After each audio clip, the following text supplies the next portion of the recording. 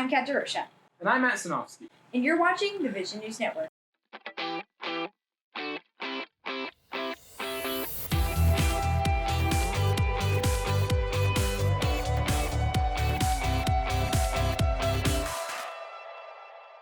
Welcome to the mid-semester edition of VNI. We're here to give you an update on what's been going on around campus so far this semester. It's almost time to cast your votes. The 2024 presidential election is quickly approaching, and students on campus are preparing to choose their candidate. I interviewed students on their perspectives of voting as a college student and some of the challenges that come with it. With the primaries in full swing and the 2024 presidential election around the corner, early voting has already begun in some states. But what does voting look like for college students? For some college students, this will be their first presidential election they can vote in. First, students will have to make sure to register to vote in the state of their permanent address, either by online registration or mailing in an application. Belmont freshmen Lily Pingleton and Carson Kwan share their excitement to cast their ballots. I am registered to vote. I'm really excited about just doing the research on both ends. I think that's the most important part, kind of not going in with just, not the information I need, and just the process of, going in and marking the boxes. I'm registered as a voter, and I think I'm really just excited to understand the policies that we're hoping to put in place and who's standing for what. As for the process of voting, it will be different depending on whether you vote in your state or have to cast a mail-in ballot. For Belmont freshmen Eva Jacobs and Lily Pingleton, they understand the importance of voting, but want to learn more about the candidates before they cast their ballots. I do know the process of voting, registering, doing research, but I'd like to know more just about out-of-state voting, like being on a college campus away from your home state, how you kind of do that. I'm a little bit familiar with the process of voting, but I just wish I knew more about each candidate's beliefs and values and policies. But for some students, the democratic process can be intimidating. Some concerns when it comes to voting are figuring out where to go or when to cast their vote. For those voting in person, they are assigned a specific voting location based on their county. For absentee ballots, voters must request the ballot first and mail it back to their county before the polls close. Belmont freshmen Ella Summer and Lily Pingleton share their confusion with the voting process. I guess having to find a spot to go vote. I don't know where to go to do it, so. The worst part is having pressures of, anyone in society kind of telling you what to believe. It's what you believe. Although voting in college may seem daunting, the process is important for so many different reasons. Voting is important for college students because we need to share our opinions, and we're a very specific age group, and we definitely have different opinions than older people above us, and we just have different experiences because we're from a different generation. And if we want to see change, we gotta give our opinions. I think voting is very important for college students because we are the new generation and we're the younger voice, and I feel like it's important for us to have a say in what happens in our futures. Voting is important for college students because you're starting to become adults, and I think it's important that you start to try to understand how our country works and how it moves and the political choices that are being made. So if you want to use your voice, absolutely do your research and vote for who's going to help you amplify what you believe in. For those voting in Tennessee, early voting begins on February 14th through the 27th, and the last day to request an absentee ballot is February 27th. To learn more about voting as a college student, check out nashville.gov and the Belmont Vision's website. That's good to know, since Tennessee's primaries are set for March 5th. Yes, and voters can decide who they want to see on the ballot when the election comes around in November. And bouncing over to basketball, March Madness is just around the corner, and the men's and women's basketball teams are nearing the end of their conference play. Matt and I checked in on how the teams were doing in the Bruin Report. At their season midpoint, we had high hopes for the Bruins' performances. Welcome to the Bruin Report. I'm Kat DeRocha. And I'm Matt Sinofsky. We're here at the Curb Event Center checking in with the men's and women's basketball teams on its Missouri Valley Conference play. Starting with the men's team, the Bruins have had a season filled with inconsistency. After a win against Illinois State on January 10th, the Bruins found themselves at 4-1 in the conference. But then, a dreaded 4-game losing streak hit the team. Now, the Bruins find themselves sitting at 7-7 in conference play. That's a big difference from last season when the Bruins finished 14-6 in conference play. How well do you think the team will recover with the remainder of the season? Kat, as you know, Belmont prides itself on 13 consecutive seasons of 20-plus wins. With 7 regular season games and the MVC tournament remaining, Belmont's opportunities at reaching 20 may be limited. Question is, Kat, can Belmont find a way to make it 14 straight? I'm not sure, Matt. With the Bruins' most recent win against Valparaiso University on Saturday, it'll be interesting to see how they compete for the remainder of the season. How's the women's team looking so far? Well, Matt, the women's team has been on fire. The Bruins currently sit at the top in the MVC with a 10-2 conference record. Belmont has kept 14 of its 21 opponents below 65 points this season, and 10 teams to scores under 60. After the team's win against the Southern Illinois Salukis on Sunday, the Bruins continue to climb up the ladder. I'm curious to know the impact of some of the star players in the women's team. I'm glad you asked, Matt. Freshman guard Jalen Banks earned MVC Freshman of the Week 6 times this season.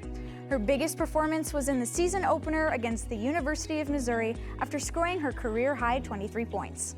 As for junior forward Tessa Miller, she became the first Bruin to earn 500 rebounds in her career since Maddie Wright after the win against Murray State on February 2nd. Miller owns 501 rebounds in the past 3 seasons she's been at Belmont. And we can't forget the redshirt junior guard, Tootie Jones. She made an exciting impact back from her season-ending injury in December of 2022. After making the preseason All-MVC second team, Jones recorded her second career double-double with 12 points, a career-best 10 assists, and his second in career steals with 214 since the team joined the NCAA. To top it off, junior transfer Kendall Cheeseman has found holes in the defense like Swiss cheese, with her career-high 28 points and 9 3-pointers against Georgia State in November. Cheeseman averages 11.2 points and a 47.3 field goal percentage. What about the men's team? Who would you say sparks action on the court? Well, Kat, I like to call Belmont a 3-headed monster, with sophomores Malik Dia, Cade Tyson, and Jacoby Gillespie absolutely terrorizing opposing defenses. With all 3, you never know if you'll get a quick jumper, a powerful dunk, or a long 3 that will leave you in awe. During a game in Southern Illinois in early January, Gillespie injured his hand, requiring senior guard Keyshawn Davidson to step up. And Kat, let me tell you, he's helped fill that void. He has a pull-up jumper that leaves opposing defenders in the dust, and his passes lead to easy buckets for his teammates. But don't worry, Belmont fans, Gillespie is back and looked healthy in his return against Missouri State. It's great seeing Gillespie back on the court, especially after his impact in securing the win against Missouri State last Saturday and rival Murray State on Wednesday. Just like how Belmont junior Will Sykes made the half-court shot for tuition and secured a free semester of tuition during the first half of the game against Murray State. What a game that was. But passing possession from on the court to the sidelines, Belmont's bench seems to pick up the slack from losing its size from the transfer portal. I agree. Belmont's Achilles heel lies in its bench. It's a very young bench consisting of all freshmen and sophomores. Granted, these guys could destroy me in a game of one-on-one. But Kat, in a physical and older conference like the MVC, Belmont needs guys who can match a persistent style off the bench. Brigham Rogers isn't afraid to get physical, but he also tends to get in foul trouble. If he can limit the fouls, he could be what Belmont needs off the bench. The women's team also has a tight-knit bench, but looking past the sideline and into the paint, sophomore transfer guard Emily LaChapelle and redshirt freshman forward Caroline Backus made their collegiate debuts this season and helped to keep the Bruins' momentum strong. And of course, we can't forget junior transfer Carmen Harrison, who pushed the Bruins in the game against Drake University on January 19th, where she finished with 8 points, 4 rebounds, 3 assists, and a career-best 3 steals. And with healthy teams entering March Madness, there's only one thought on Belmont's minds. Make a deep run in the MVC tournament and secure that bid to the 2024 NCAA tournament. Let's just hope both teams can find a way to finish their season strong. The men's team will head to St. Louis for Arch Madness on March 7th through 10th, while the women's team will travel to Moline, Illinois for the Hoops in the Heartland tournament, March 14th through the 17th. We'll just have to wait and see how the teams do. I guess so. For VNN, I'm Kat DeRocha. And I'm Matt Sinofsky. Thanks for watching, and I'll see you next time, Bruins. And now that we're nearing the end of the season, what do you think of the team so far, Matt? Well, I'm excited for the men's team, to see some Dia dunks and Tyson threes in St. Louis. What are your thoughts on the women's team? I can say with star players Tessa Miller and Kendall Cheeseman leading the Bruins, it will definitely be a thrilling performance for the postseason. And sticking in the realm of sports, The Vision looked at esports and gaming culture on campus. You've probably heard of people playing esports, but what does that entail? Esports is not just a game, but a community of people competing in a digital world. On Belmont's campus, the Bruin Esports Club cultivates players to a different league of play in the world of video gaming. Vice President of the Bruin Esports Club, Zach Russell, shares the impact of his role on the team. I try and get teams together for the most part. I don't do a whole lot of the management side of things. I helped Tina manage the Overwatch team because that was, sort of, we did that together in a lot of ways. The teams manage themselves generally. We assign captains to them, and then the captains sort of handle everything, and if they have a problem, they come back to us. As for who advises the club, Associate Dean of Students for Community Living and Housing, Anthony Donovan advocates for the esports community at Belmont. My hope is to help them figure ways to create some synergy with the university so that they can, more people can be a part of their club or more people can be exposed to it. There is a wide range of people who participate in esports, with no limits on who can be a gamer. It's E for everyone. There's a lot of people, and I think it surprises people sometimes how many people they are. We tend to have a sort of a stereotype of what we think a gamer is, and I don't think you would think that that's necessarily me, the Associate Dean of Students, that I would be a gamer. I'm 51 years old, and I don't fit that normal mold that most people would think would be a person who's into gaming and esports, but here I am. And I think that's probably true of the whole esports and gaming community, is it's a diversity of people that probably we don't realize that. Each club member forms their own teams. With the recommendation from the officers, players have the freedom to choose their own path. With esports increasing in popularity, there is always room for growth.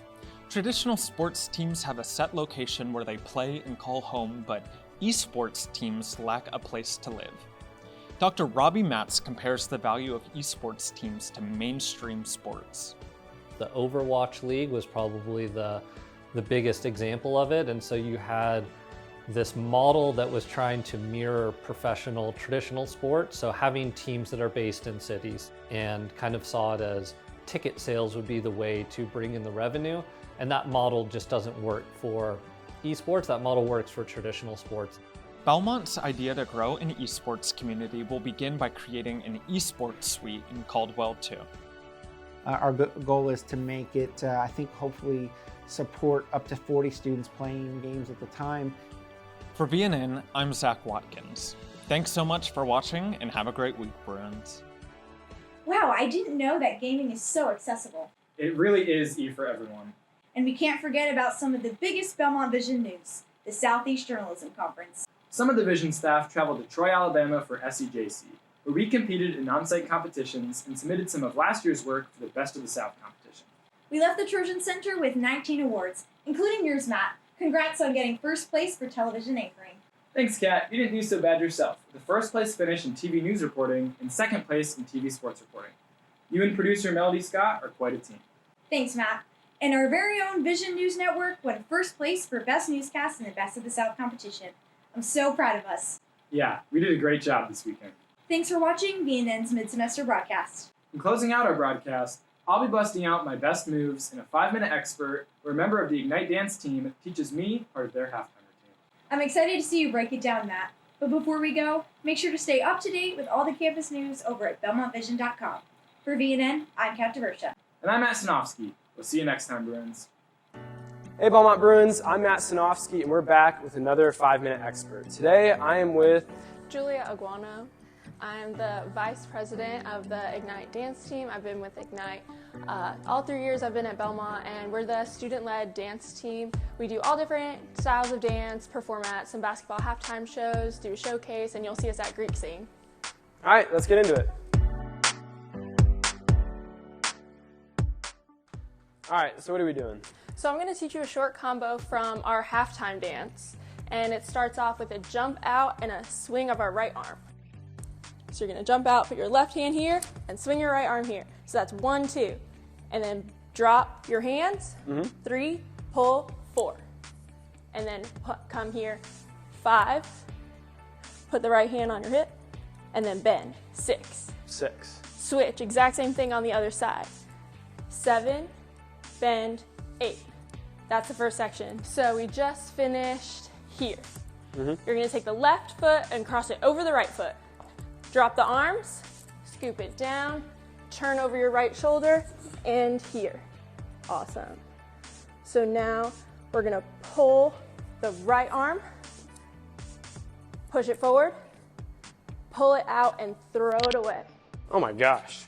So I did not do that right. Arm. Let's try that again. So you're here. Pull the right arm back, push it forward, and then you're going to take the right arm and throw it away. Right arm and throw it away. Nice. So now the right foot is behind. Mm-hmm. You're gonna go right, left, right, left, right, left. One more time on the right, right, left, right. Let's try, I think I already forgot the first one, so let's try from the top again. All right, so jump out, 5, 6, 7, 8, jump, down, pull, right, left. Now left over right, cross, turn, pull, push, throw it away. Right, left, right, left, right, left, right, left, right. Awesome. That was good. Okay. All right. I think it's time for Matt's solo performance. I think I can do it. I'm going to step away. All right. I'll count you in. Awesome. 5, 6, 7, 8. 1, 2, 3, 4, 5, 6, 7, 8. 1, 2, 3, 4, 5, 6, 7, 8. 1 and 2, 3 and 4, 5 and 6. Pose 7, 8. All right, this has been 5 Minute Expert with the Ignite Dance Team. I'm Matt Sanofsky with Belmont Vision. I'm Julia Iguana. You can see the dance that I just taught Matt in our halftime performance on March 1st. All right, we'll see you next time, Bruins.